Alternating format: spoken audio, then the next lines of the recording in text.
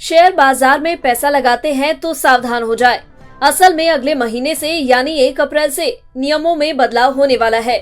तो क्या है पूरी खबर, विस्तार से समझने की कोशिश करते हैं। शेयर बाजार से पैसा कमाने के बाद लोगों में ये चिंता हमेशा रहती है कि प्रॉफिट होने के बाद उनको कितना टैक्स सरकार के पास जमा करना होगा। कई लोग इस टैक्स को बचाने की फिराक में रहते हैं, तो कई लोग कुछ और तरकीब खोजते रहते हैं ताकि उन्हें कम टैक्स देना पड़े और प्रॉफिट ज्यादा से ज्यादा उनके जेब में रहे। लेकिन इस साल के आम बजट 2023 में इस बार टैक्स के नियमों में काफी बदलाव किया गया है। नई टैक्स रिजीम में टैक्स छूट की सीमा में बढ़ोतरी की गई है। वहीं स्टैंडर्ड डिडक्शन में भी कुछ अहम बदलाव किए गए हैं। लेकिन शेयर बाजार में निवेश करने वाले इन्वेस्टर्स टैक्स नियमों में होने वाले बदलाव पर अपनी पैनी नजर रखते हैं, क्योंकि जैसे ही नियमों में बदलाव होता है पूरा गणित ऊपर से नीचे हो जाता है।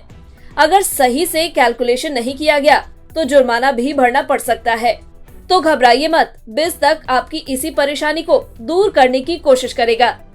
सबसे पहले इक्विटी F&O ट्रेडिंग के टैक्स नियमों में क्या फेरबदल हुआ है, ये जान लीजिए। इस साल के आम बजट 2023 में ऐसे किसी भी नए टैक्स का ऐलान नहीं किया गया है जिससे आपके इक्विटी इन्वेस्टमेंट, F&O ट्रेडिंग और स्टॉक से होने वाले प्रॉफिट पर कोई असर पड़े। हालांकि कैपिटल गेन टैक्स को रियल एस्टेट, गोल्ड और मार्केट लिंक्ड डिबेंचर से जोड़ दिया गया है। अब कैपिटल गेन टैक्स क्या होता है, ये जान लीजिए। आप जब अपनी संपत्ति यानी प्रॉपर्टी को बेचकर उस पर मुनाफा यानी प्रॉफिट कमाते हैं तो उन मुनाफे पर लगने वाले टैक्स को कैपिटल गेन्स टैक्स कहते हैं। जैसे कि जमीन, मकान, सोना, शेयर, बॉन्ड्स वगैरह को बेचने पर मिलने वाला मुनाफा यानी प्रॉफिट कैपिटल गेन्स कहलाता है। और फिर उसी कैपिटल गेन पर जो टैक्स लगता है उसे कैपिटल गेन टैक्स कहते हैं। अब करंट फाइनेंशियल ईयर यानी मौजूदा समय में long term capital gain tax कितना लगेगा, ये जान लीजिए। मौजूदा समय में long term capital gain 1 lakh रुपए से अधिक होने पर 10% का टैक्स लगेगा।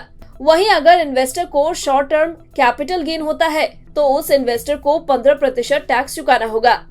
आसान भाषा में समझिए, short term capital gain tax तब लगता है जब आपने अपना मुनाफा 1 साल या उससे कम समय में बुक किया हो। उस कंडीशन में आपको 15% टैक्स देना पड़ेगा। वहीं long term capital gain tax तब लगता है जब आपने अपना मुनाफा 1 साल या उससे अधिक समय के बाद बुक किया हो। इस कंडीशन में आपको 10% टैक्स देना पड़ेगा। बता दें, 1 लाख रुपए से अधिक के long term capital gain tax पर सरकार के द्वारा कोई राहत नहीं दी गई है।